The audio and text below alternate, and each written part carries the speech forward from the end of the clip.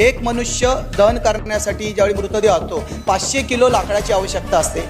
आज आपण एवढी झाडं लावणार, प्रत्येक विभागामध्ये झाडं लावण्यासाठी देणार आहोत आणि त्याच पद्धतीने आपण 500 किलो लाकूड एका मृतदेहासाठी जर वापरत असू तर अत्यंत चुकीचं आहे। मी महाराष्ट्र नवनिर्माण सेनेचं प्रतिनिधित्व करतो। 30-30, 35-35, 40-40 वर्ष ज्या बिल्डिंग बांधलेल्या आहेत त्या मोडकळीस आलेल्या आहेत। आज सर्वच रिडेव्हलपमेंटला जातील अशी अवस्था तर नाही आहे। बऱ्याच ठिकाणी शौचालय तुटलेले आहेत, मोडकळीस आलेले आहेत आणि त्याची स्वच्छता होणं किंवा डागडुजी होणं अत्यंत गरज आहे। आणि आमच्यासारखा सदस्य तर 20 वर्षातून एकदा महापालिकेत आलेला आहे।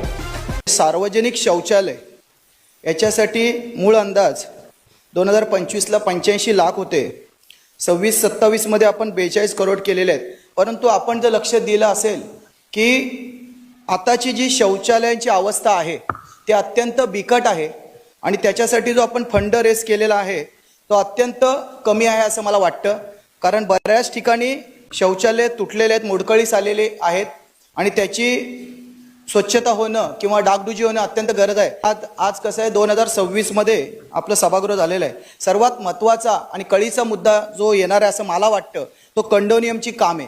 कंडोनियमच्या कामांसाठी फक्त 65 करोड रुपये आपण बजेटमध्ये तरतूद केलेली आहे। 30-30, 35-35, 40-40 वर्ष ज्या बिल्डिंग बांधलेल्या आहेत त्या मोडकळीस आलेल्या आहेत। आज सर्वच रिडेव्हलपमेंटला जातील अशी अवस्था तर नाही आहे। त्यामुळे माझी विनंती आहे, कमीत कमी त्याच्यामध्ये भरीव अशी वाढ करून कमीत कमी 100 ते 150 करोड रुपये वाढ करून कंडोनियमची कामं जी 500 स्क्वेअर फूट घरापर्यंत आपण जी त्यांची अंतर्गत कामे आहेत ती करणार आहोत त्याच्यासाठी आपण तरतूद करावी अशी माझी विनंती आहे। प्रदूषण नियंत्रणाखाली उपाययोजना सर्वात महत्त्वाची बाब माझ्या निदर्शनास आली की ज्यावेळी आम्ही स्मशानभूमीमध्ये जातो, स्मशानभूमी आपण हायटेक केलेल्या आहेत, परंतु आज सुद्धा आपण पूर्व परंपरागत जे लाकूड वापरूनच अंत्यविधी करतो।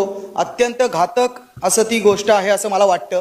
ठीक आहे, आपण पण हिंदू आहोत, हिंदू संस्कृतीनुसार आपलं पण अंत्यविधी होणं गरजेचं असं प्रत्येकाला वाटत असतं। परंतु जवळजवळ आज 23 ठिकाणी आपण गॅस आणि विद्युत दाहिनी लावलेले आहेत।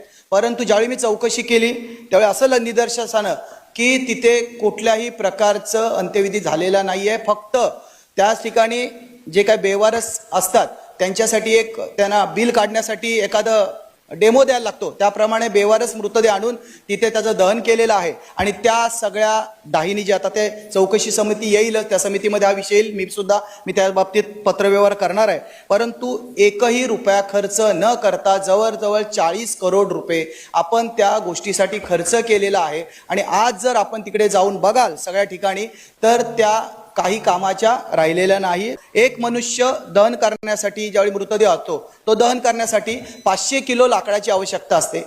आज आपण एवढी झाडं लावणार, 100 करोड रुपये आपण प्रत्येक 1 करोड रुपये आपण प्रत्येक विभागामध्ये झाडं लावण्यासाठी देणार आहोत आणि त्याच पद्धतीने आपण 500 किलो लाकूड एका मृतदेहासाठी जर वापरत असू तर अत्यंत चुकीचं आहे। आपण 21व्या शतकातली शहर आहे, आपण हायटेक सिटी म्हणून म्हणतो, स्मार्ट सिटी म्हणून गणले जातो, परंतु ही मिनिमम गोष्ट आहे ती आपण जर प्रशासन म्हणून करू शकत नसेल तर ती आपली नामुष्की आहे असं माझं मत आहे। ह्या संदर्भात नक्कीच आपण विचार करावा। नवी मुंबईमध्ये DY पाटील सारखा स्टेडियम आहे, आंतरराष्ट्रीय स्पर्धा इथे होतात, आंतरराष्ट्रीय खेळाडू येतात, लांबून लांबून लोक येतात इथे बघत असतात। परंतु आपल्याकडं जे जाहिरातीबाबत जे धोरण आहे अत्यंत कमी आहे। F4 सारख्या इंटरनॅशनल स्पर्धा सुद्धा आपल्याकडे होणार आहेत, फुटबॉल सारख्या स्पर्धा होतात, वुमन क्रिकेट सारख्या स्पर्धा झालेल्या आहेत, परंतु ते होत असताना आपण जगाच्या नकाशावर दिसत असतो। 2025-26 मध्ये मूळ अंदाज 30 करोड रुपये होता, प्रत्यक्षात 83 करोड रुपये उत्पन्न मिळाले। 2026-27 मध्ये आयुक्त साहेबांनी 21 करोड रुपये त्याच्यामध्ये केलेले होते, पण स्टँडिंग कमिटीने 46 करोड रुपयापर्यंत त्याचं उत्पन्न वाढेल असं सांगितलेलं आहे। तर हा अंदाज कुठल्या पद्धतीने स्टँडिंग कमिटीने काय अभ्यास केला त्या बाबतीत ते सभागृहाला कळलं तर बरं होईल की आम्हाला अभ्यास करायला वेळ फार कमी भेटला। 2 दिवसात ज्या गोष्टी करता येईल त्या केल्या, तर ज्या 2 गोष्टीचा मी उल्लेख केलेला त्या गोष्टी जर सभागृहाने त्याचा विचार केला आणि स्टँडिंगमध्ये जर कंडोनियमच्या अंतर्गत वाढ केली तर बरं।